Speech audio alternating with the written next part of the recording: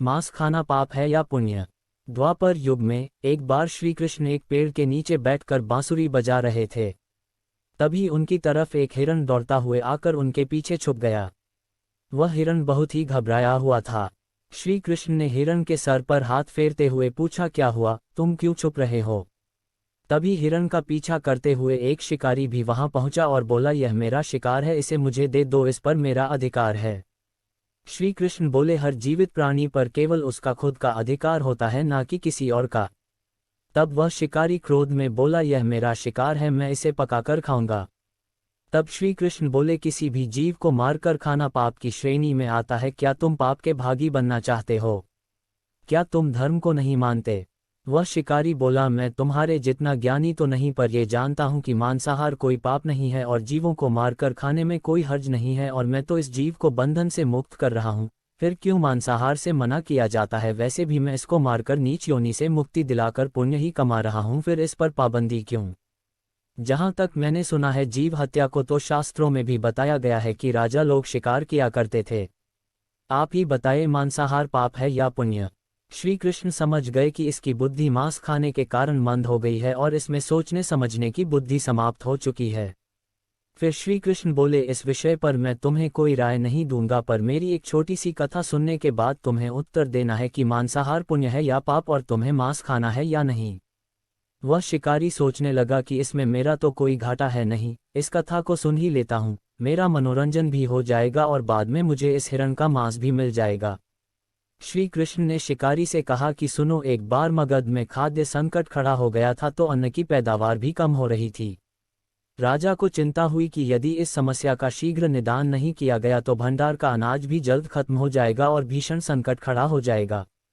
राजा ने अपनी सभा में मंत्रियों से पूछा, देश की खाद्य समस्या को सुलझाने के लिए सबसे सस्ती वस्तु क्या है? सभी मंत्री गण सोच में पड़ गए, क्योंकि चावल, गेहूं, आलू आदि पदार्थों को उगाने के लिए बहुत श्रम करना पड़ता है। तब मांसाहार का शौक रखने वाले एक मंत्री ने सोचा कि यही उत्तम अवसर है जिसमें अंधाधुंध शिकार के लिए राजा की अनुमति ले ली जाए। उसने सभा में कहा कि मांसाहार से सस्ता खाद्य पदार्थ कोई नहीं है, इसके लिए धन का खर्च भी नहीं है और पौष्टिक खाना भी मिलता है। सभा में सभी मंत्री गणों ने इस बात का समर्थन कर दिया, लेकिन मगध के महामंत्री अभी भी चुप थे। राजा ने पूछा, महामंत्री आप चुप क्यों हैं? आपने कोई प्रस्ताव नहीं दिया, आपकी क्या राय है? महामंत्री ने कहा, मैं यह नहीं मानता कि यह कथन सही है कि मांस सबसे सस्ता पदार्थ है, फिर भी इस विषय पर मैं अपनी विचार आपके सामने रखूंगा। महामंत्री उसी रात मांसाहार का प्रस्ताव रखने वाले मंत्री के घर पहुंचे। मंत्री ने इतनी देर रात महामंत्री को अपने घर आते देखा तो वह घबरा गया, किसी अनिष्ट की आशंका से वह कांप गया। महामंत्री ने कहा, संध्या को महाराज बीमार हो गए हैं, उनकी हालत बहुत ही खराब है। महामंत्री ने कहा कि किसी शक्तिशाली शरीर का मांस मिल जाए तो राजा के प्राण बचाए जा सकते हैं।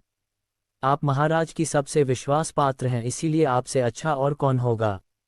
इसके लिए आप जो भी मूल्य लेना चाहे ले सकते हैं। आप कहें तो इस काम के लिए मैं आपको 1,00,000 स्वर्ण मुद्राएं भी दे सकता हूं, एक बड़ी जागीर भी आप मांग सकते हैं।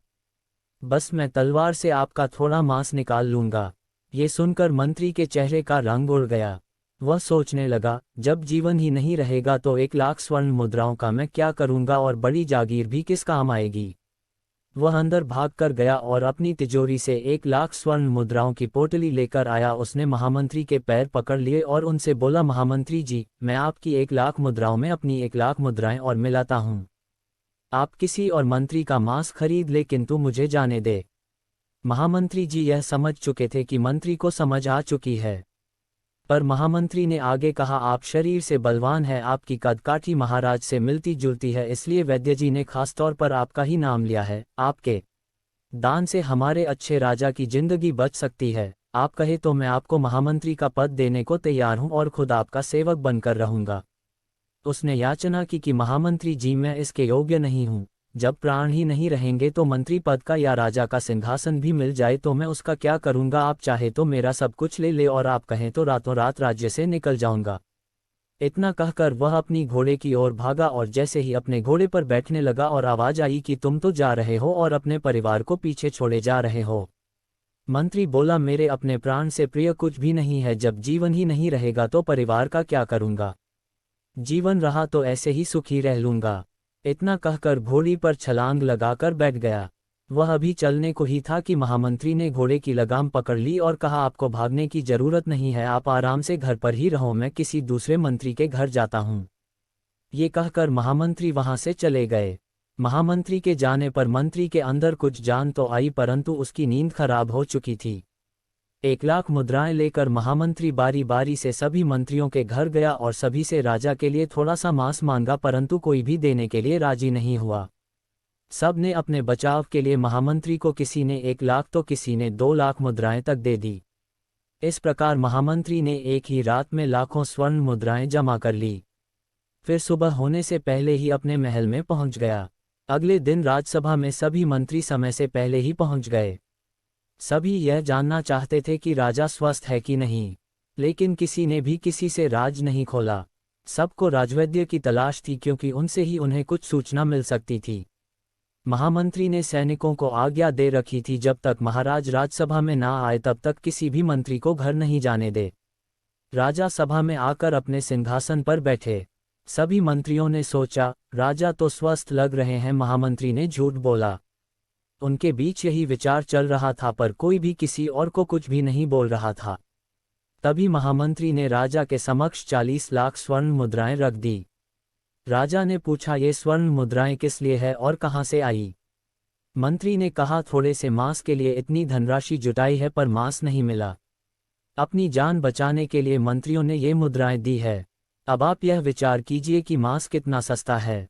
राजा को बात समझ में आ गई। उन्होंने प्रजा को अतिरिक्त परिश्रम करने का अनुरोध किया और राजा की अनाज भंडार में से अनाज निकालकर श्रमिकों को दिया गया। उन्होंने पौष्टिक सब्जियों की खेती का तुरंत आदेश दिया। 39,00,000 स्वर्ण मुद्राएं इस कार्य के लिए और श्रमिकों के कल्याण के लिए खर्च की गई। इस तरह अनाज तेजी से पैदा होने लगा और कुछ समय बाद मौसम भी अनुकूल हुआ और खेती लहराने लगी। राज्य से खाद्य संकट दूर हुआ। श्री कृष्ण से यह ज्ञान पाकर शिकारी की आंख खुल गई और उसे ज्ञान की प्राप्ति हो गई। वह जान गया कि मानवता जीवन लेने में नहीं बल्कि जीवन देने में है। शिकारी भगवान श्री कृष्ण के आगे हाथ जोड़कर वापस चला गया और उसने कसम खाई कि वह अपनी संपूर्ण जीवन में किसी को भी कभी चोट नहीं पहुंचाएगा।